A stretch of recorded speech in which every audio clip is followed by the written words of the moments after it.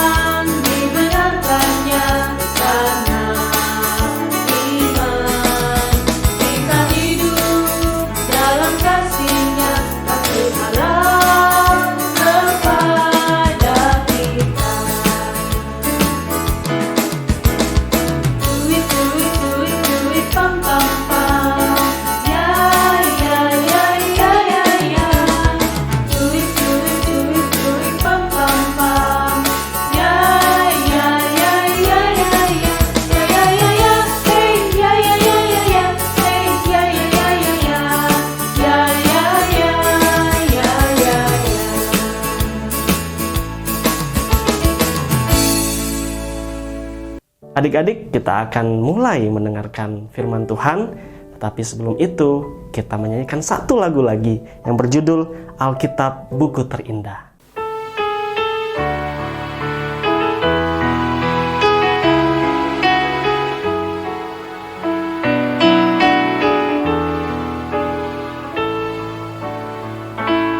Hai kawan, tahukah kamu sebuah buku yang indah dan menakjubkan, buku yang berisi kebenaran, Alkitab itulah namanya.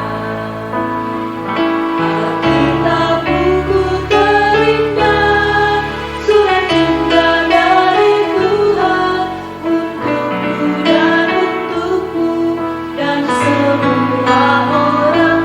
Alkitab buku terindah, ceritakan keselamatan, karya Tuhan Yesus yang mulia.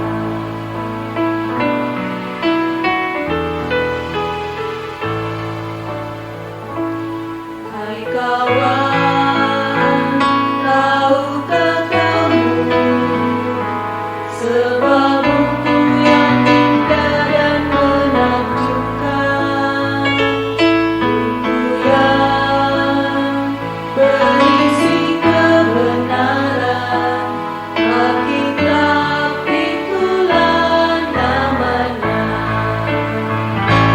Alkitab buku terindah, surat cinta dari Tuhan untukku dan untukmu dan semua orang. Alkitab buku terindah, ceritakan keselamatan, karya Tuhan Yesus yang mulia.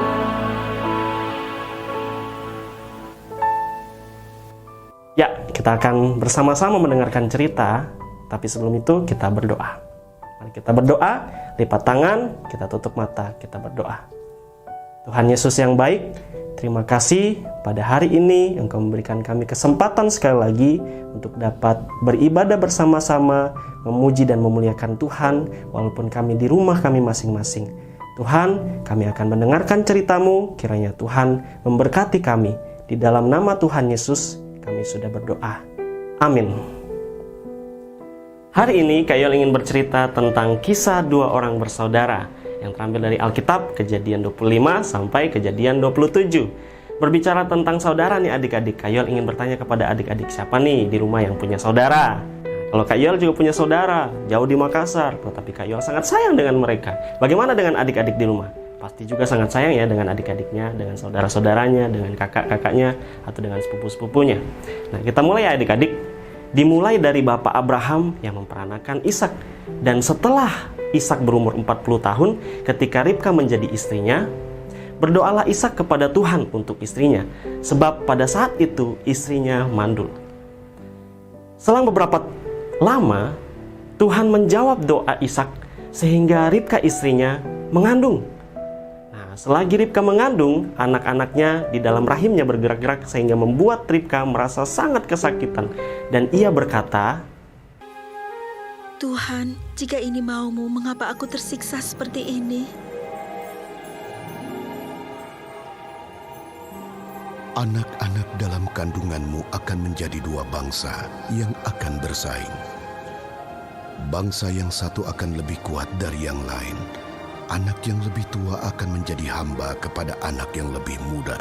Nah, apa kata firman Tuhan kepada Ribka? Dua bangsa ada dalam kandungannya dan dua suku bangsa akan berpencar dari dalam rahimnya.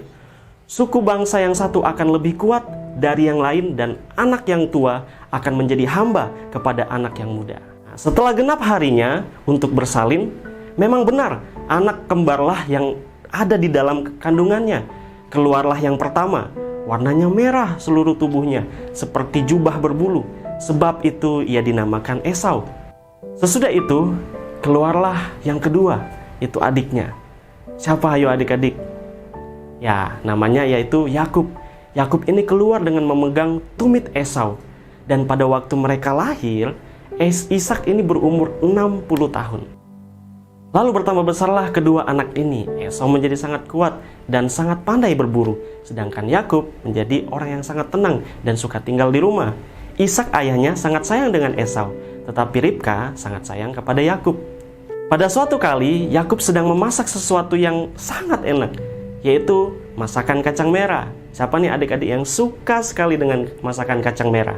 Kalau Kayol sangat suka ya, apalagi yang namanya berenabun. Adik-adik tahu kan? Nah, kita lanjut ya. Lalu datanglah Esau dengan lelah dari padang. Pada saat itu, Esau melihat Yakub sedang memasak dan ia ingin sekali untuk mencicipi masakan Yakub tersebut. Lalu, sup ini berikan dulu warisanmu, Kak. Jualah hak sulungmu. Aku hampir mati kelaparan nih. Jualah saja hak sulungmu sebagai anak pertama. Sebentar lagi juga aku mati. Apa gunanya hak itu? Janji hak sulungmu untukku? Sekarang juga? Hak lahir melulu. Aku bersumpah kamu dapat hak sulung itu. Dah, sekarang sini supnya. nah adik-adik, ternyata Esau rela menukar hak kesulungannya kepada Yakub dengan segampang itu ya.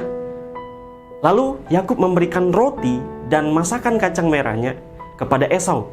Demikianlah Esau menganggap sepele hak kesulungan itu. Singkat cerita, ketika Ishak ayah mereka sudah tua dan matanya telah kabur sehingga ia tidak dapat melihat lagi, dipanggillah Esau, anak sulungnya, untuk diberkati sebelum Ishak mati.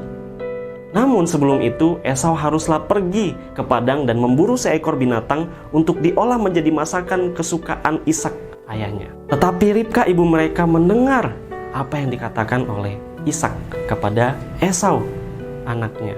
Setelah Esau pergi ke padang memburu seekor binatang untuk dibawanya kepada ayahnya, berkatalah Ribka kepada Yakub anaknya, Ayah bilang dia akan memberkati Esau sebelum kematiannya. Tapi kamu harus mendekatinya dan menerima berkat itu. Dan kamu bisa kalau kamu ikuti arahanku. Kakakku Esau orangnya berbulu, dan aku tidak.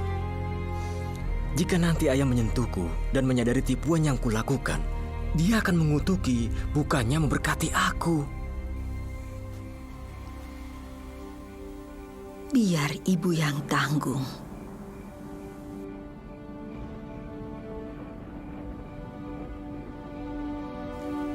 Jadi, kulakukan sesuai perintah ibu. Siapakah engkau yang di hadapanku? Akulah Esau, anak sulungmu. Telah kulakukan apa yang ayah minta.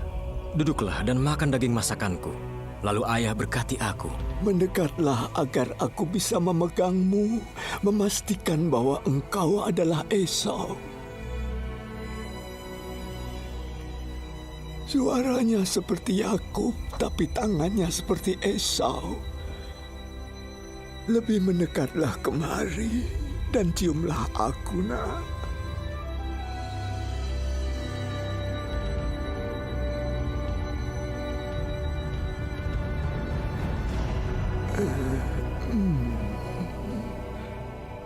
Sungguh bau anakku adalah bau padang yang diberkati Tuhan. Nah, demikianlah Yakub mendapatkan berkat dari ayahnya Ishak, namun dengan cara yang tidak benar adik-adik. Sebab sudah 2 kali Yakub melakukan hal yang tidak baik ini kepada kakaknya Esau. Pertama, merampas hak kesulungan Esau dengan masakan kacang merah, dan yang kedua, merampas berkat daripada Esau dengan menipu ayahnya. Jadi adik-adik, dari cerita ini, Kayol ingin memberikan 2 aplikasi yang bisa menjadi pembelajaran bagi adik-adik sekalian. Yang pertama, kita mau belajar dari Esau. Bagaimana Esau ini memperlakukan hak kesulungannya itu dengan gampang. Artinya, adik-adik, apa yang Kayol ingin ajarkan kepada adik-adik, jangan pernah menganggap remeh tanggung jawab yang berharga sebagai seorang kakak. Ketika kita diberikan tanggung jawab sebagai seorang kakak, lakukanlah itu dengan baik. Jangan seperti Esau, demi makanan karena ia lapar, maka dia memberikan hak kesulungannya dengan segampang itu. Dan yang kedua, adik-adik, kita mau belajar dari sikap Yakub. Jangan menipu demi berkat Tuhan. Seperti apa yang telah dilakukan Yakub, walaupun sepertinya mengikuti perintah ibunya, tetapi apapun yang dilakukan dengan cara menipu itu tetap tidak baik adik-adik. Kita mau mendapatkan sesuatu yang sangat kita inginkan, tetapi didapatkan dengan cara menipu, tetap tidak baik adik-adik. Apapun itu, bentuk penipuan demi kebaikan atau demi apapun itu tetap salah ya adik-adik. Jangan membenarkan sesuatu dengan cara menipu. Nah, demikianlah apa yang Kak Yoel ingin ajarkan kepada adik-adik lewat kisah 2 orang bersaudara ini, baik dari sikap Yakub dan juga dari sikap Esau. Kiranya semua dapat memberkati adik-adik sekalian ya. Nah, hari ini Kak Yoel ingin memberikan ayat hafalan bagi kita. Kak Yoel ingin ambil dari Amsal 19 ayat 21. Banyaklah rancangan dari hati manusia, tetapi keputusan Tuhanlah yang terlaksana. Diulang lagi ya adik-adik. Amsal 19 ayat 21. Banyaklah rancangan di hati manusia, tetapi keputusan Tuhanlah yang terlaksana. Demikianlah cerita hari ini adik-adik, kiranya dapat memberkati adik-adik di rumah. Mari kita satu di dalam doa. Kita berdoa ya adik-adik. Tuhan Yesus yang baik, terima kasih untuk firman Tuhan hari ini.